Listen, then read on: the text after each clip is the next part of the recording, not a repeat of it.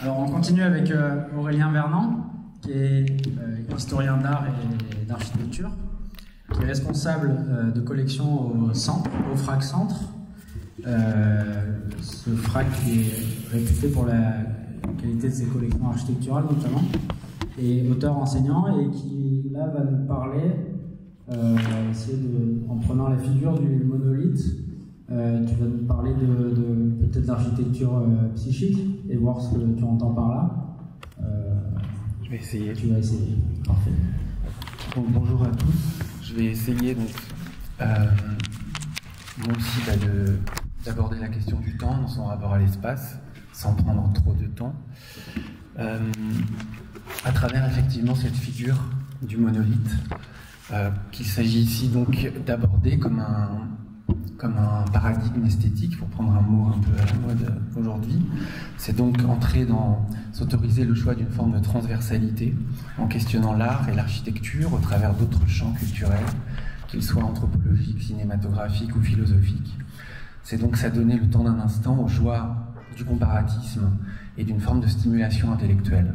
Je vous propose d'entrevoir de façon fugace cet universalisme du monolithe pour regarder d'un peu plus près quelques-unes de ses occurrences au XXe siècle, où il participe par sa présence, par son surgissement, de cet ultime arrachement de l'architecture à son héritage moderne, pour reprendre les termes de l'argumentaire de cette journée, en créant les conditions d'un nouvel espace-temps pour l'architecture.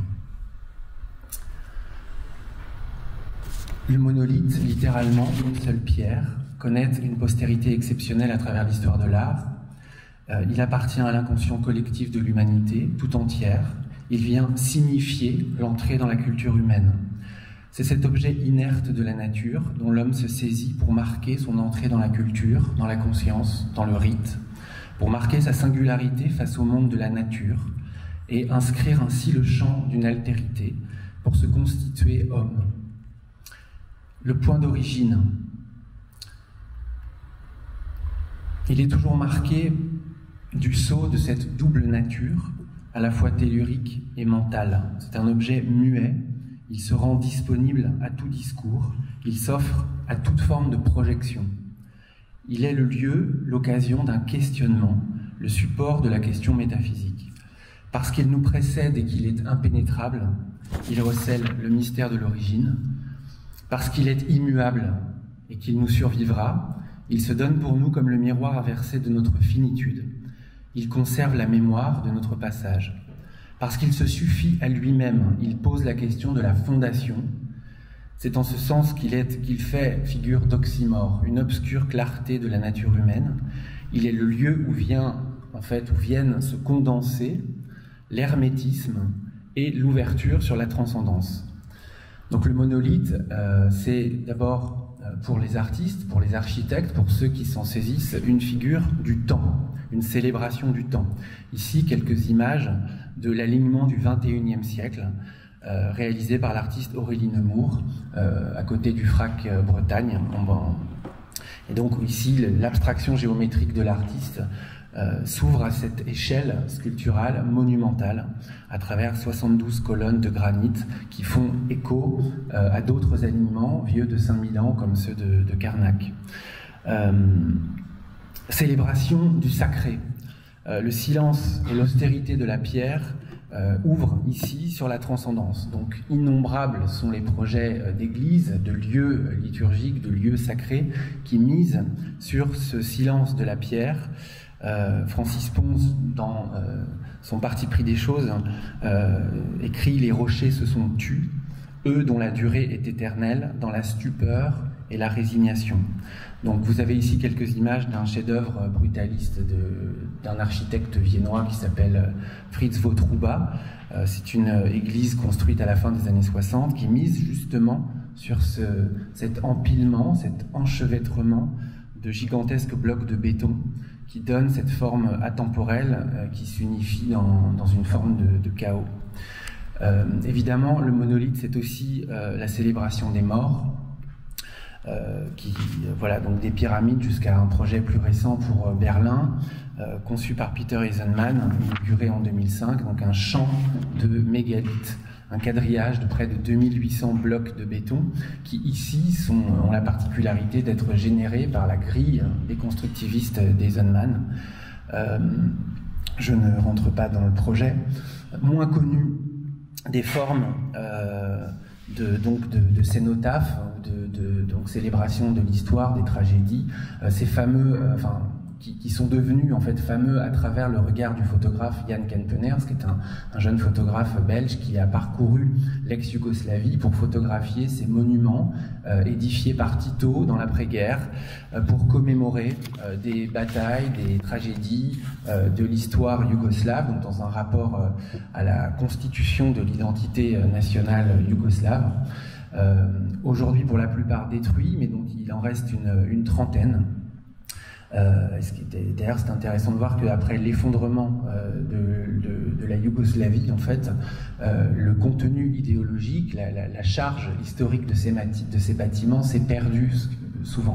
Ce qui fait qu'ils sont aujourd'hui incompris pour les jeunes générations qui sont comme rendues à leur état de monolithes, en fait, d'objets muets et énigmatiques. Alors, du point de vue de la sémiologie, du point de vue de l'iconologie, Panofsky définit l'image comme un signe recelant une épaisseur, un sens caché à déchiffrer en ramenant l'image à son contexte culturel. Donc le monolithe en tant qu'énigme, en fait, opère cette mise en abîme de l'image et du signe propre à se constituer du coup comme un espace critique, un en-soi sémantique. Au plan philosophique, cette dimension cryptée, cachée, renvoie aussi à la tradition des sciences occultes, de l'ésotérisme, cette doctrine des choses intérieures, secrètes, qui postule le monde comme un univers de signes. Et on peut dire que si le XVIIIe siècle, le siècle dit des Lumières, marque l'entrée dans cette forme d'universalisme, et donc le monolithe ici vient incarner, figurer cet universalisme, cette aspiration à aborder le monde dans sa totalité, je dirais que c'est l'obscurité, le doute et l'ombre du monolithe qui planent sur le 19e siècle. Le 19e siècle européen constituera en effet en véritable enjeu esthétique cette exploration d'une dimension intérieure, gnostique du monde. On peut juste d'un mot rappeler que le choc qu'a constitué la découverte de Pompéi, les fouilles archéologiques qui commencent véritablement à la fin du XVIIIe et qui ont un impact déterminant sur la conscience, sur l'imaginaire collectif européen. La pierre devient le médiateur d'un nouveau rapport au temps, à l'antique, non plus seulement idéalisé et mythifié comme à la Renaissance, mais cette fois archéologique. On rentre dans une approche scientifique, c'est-à-dire que le rapport au positivisme, au progrès de la modernité, passe par l'origine, passe par ce mythe scientifique.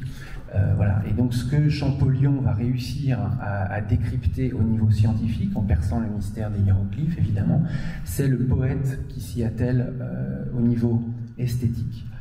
Pour le XIXe siècle, le poète occupe la place suprême au panthéon de l'art. Il est un prophète qui perce le mystère de la nature.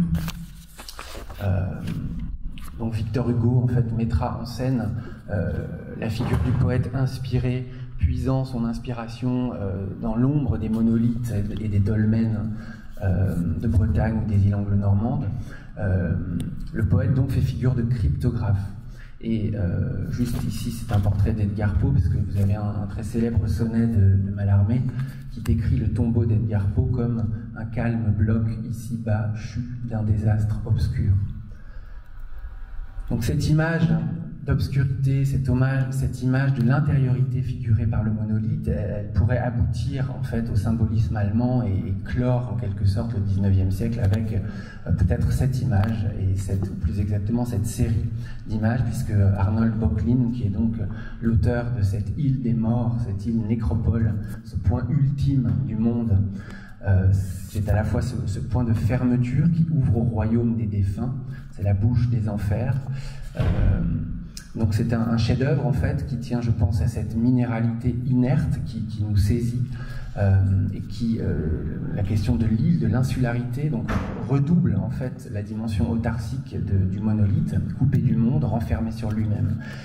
Et en même temps, Donc vous avez une minéralité qui récuse l'ordre du corps, l'ordre du sensible, quelque chose d'extrêmement froid, qui nous hypnotise, et en même temps, en son intérieur, il y aurait quelque chose d'une tension inavouable de l'humain. Verrait-on dans cette vision du monde le spectacle de l'origine du monde? Ce serait entrevoir justement cette complexité nouvelle, cette inquiétante étrangeté qui va annoncer le séisme freudien et l'entrée dans le XXe siècle. Donc je passe très rapidement aussi sur la révolution psychanalytique qui nous intéresse ici en ce qu'elle situe l'énigme du monolithe à l'intérieur de la psyché humaine, sur un continent qu'elle nomme l'inconscient et auquel le rêve offre une voie royale. Tout ça pour en arriver à ce qui se passe plus précisément dans le champ de l'architecture expérimentale au XXe siècle et à certaines figures, au premier rang desquels on peut citer Frédéric Kissler, qui est cet architecte, artiste, théoricien viennois, qui donc lui, juste, en tant que viennois, justement, s'inscrit dans cette tradition autrichienne et expressionniste. On peut justement se demander ce que le monolithe a à nous dire, et je dirais que là où la modernité en fait va le mouvement moderne en fait sont traditionnellement en fait associés à cette idée de fonctionnalisme et de rationalité. Pour reprendre l'idée de la blancheur que mon prédécesseur parlait, l'expressionnisme répond, lui, à toujours garder ses distances avec l'idée de standardisation, d'homogénéisation, par cette affirmation d'une unité des formes, de la forme en fait comme une complexité qui relève à la fois, qui va s'exprimer par un travail sur la topologie, sur l'espace, sur une densité propre à l'espace, et où justement l'espace architectural va fusionner avec l'idée de temps, avec l'idée de perception, avec l'idée de biologie. Et en fait, Kissler est vraiment la figure qui, le premier au XXe siècle, marque ce questionnement sur l'espace-temps, sur un temps-espace.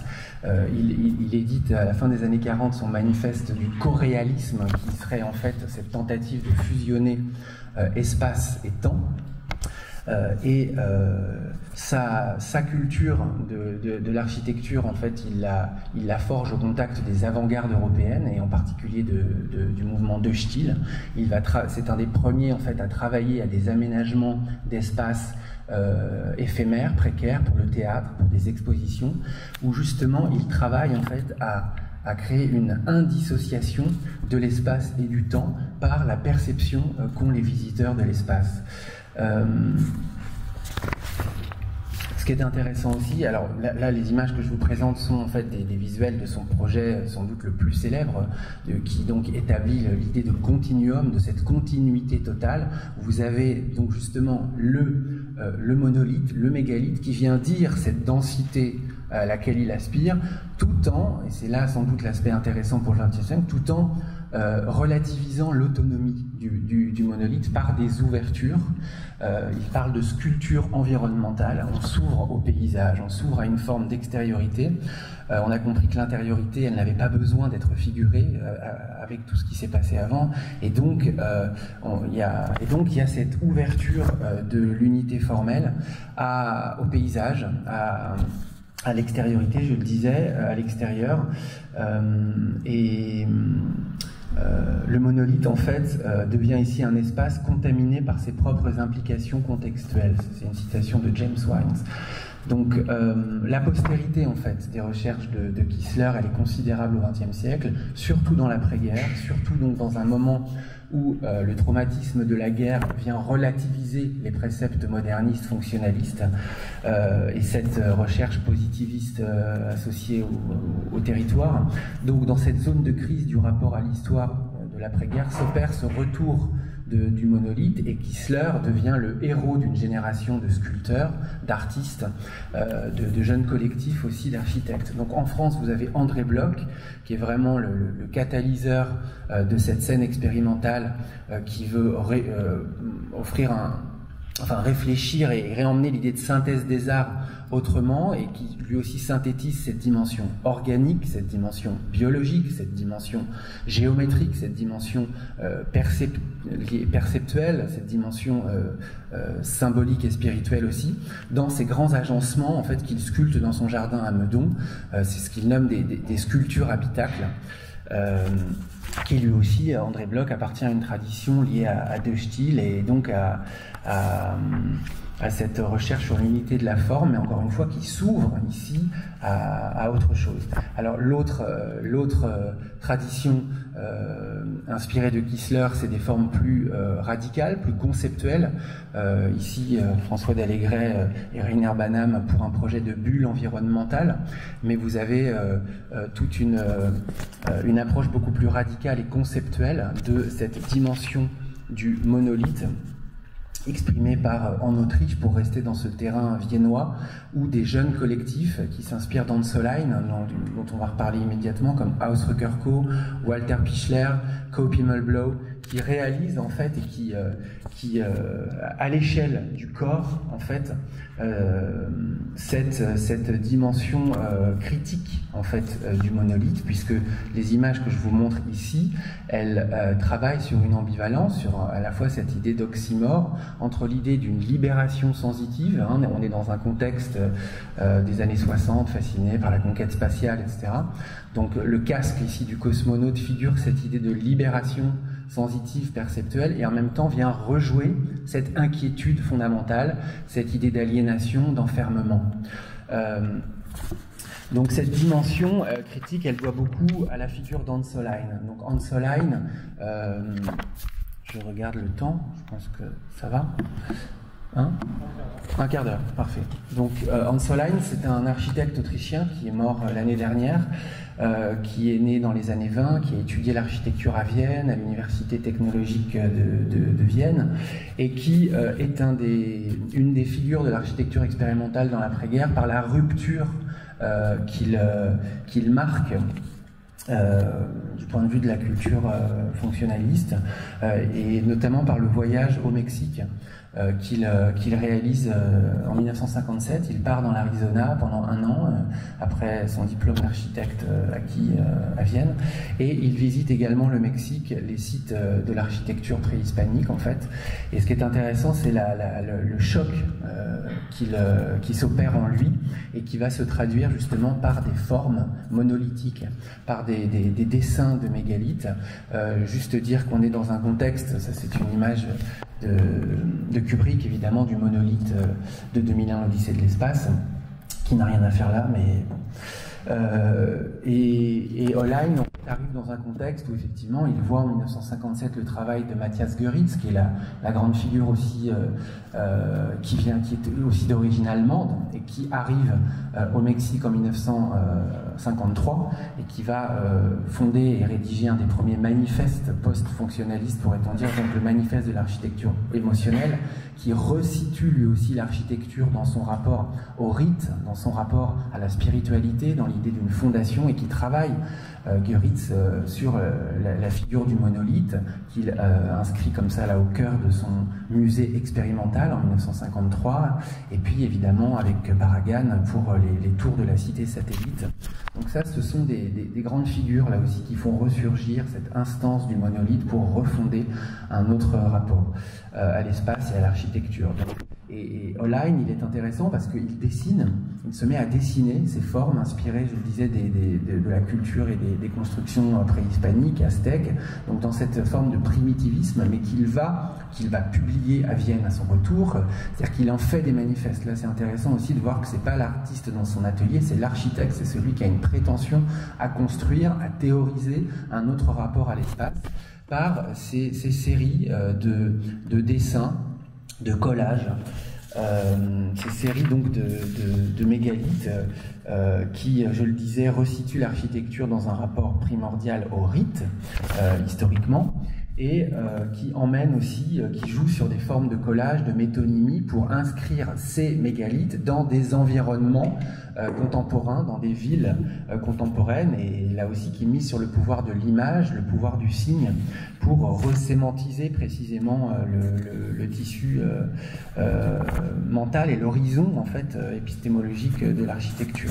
Donc en fait, ils viennent, les monolithes d'Olaine, justement en appeler à cette dimension immatérielle et spirituelle, dans une complexité en fait en profonde rupture avec cette abstraction désincarnée du style international, en misant sur ce pouvoir, cette complexité archaïque, et l'idée c'est d'infuser pour lui ce pouvoir alternatif dans des projets d'architecture et d'urbanisme.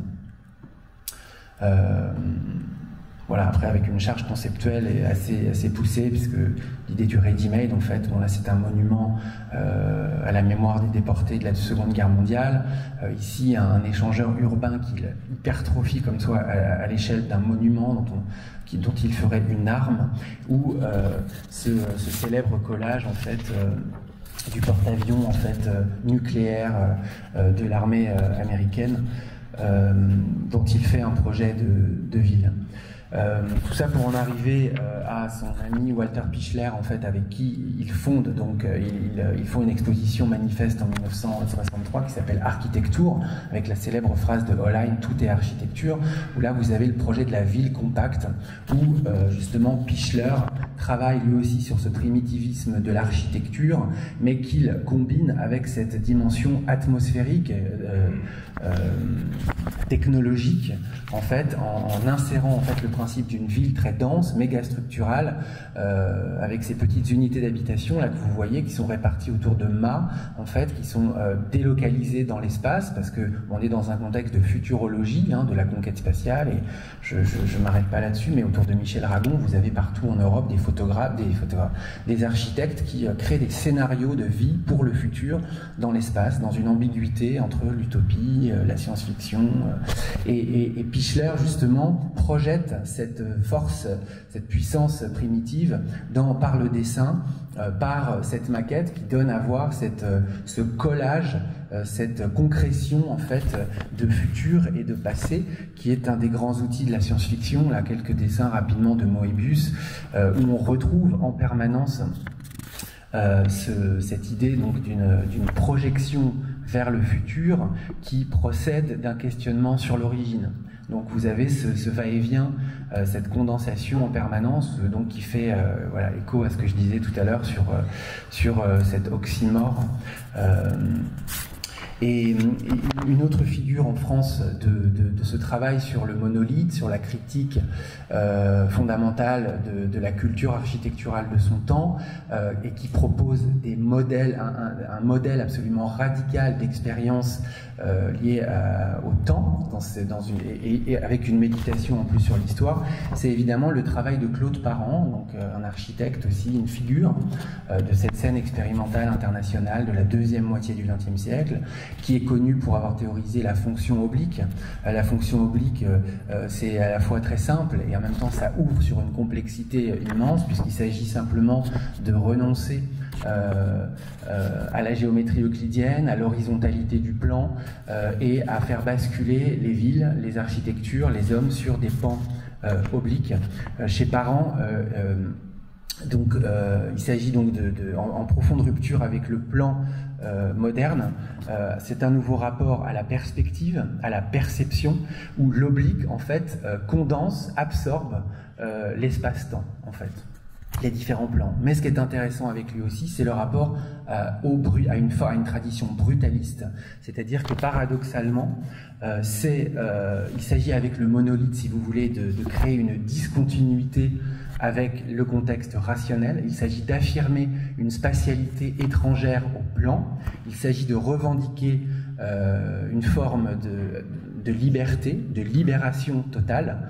Et on pourrait dire que son projet manifeste, c'est celui donc de l'église bunker de Nevers, construite en 1966, avec Paul Virilio. Donc c'est vraiment un projet absolument incroyable, en ce sens qu'il cristallise en fait non seulement la recherche de deux hommes, mais toute une tradition justement, et ce fil historique, narratif, inconscient, imaginaire du monolithe.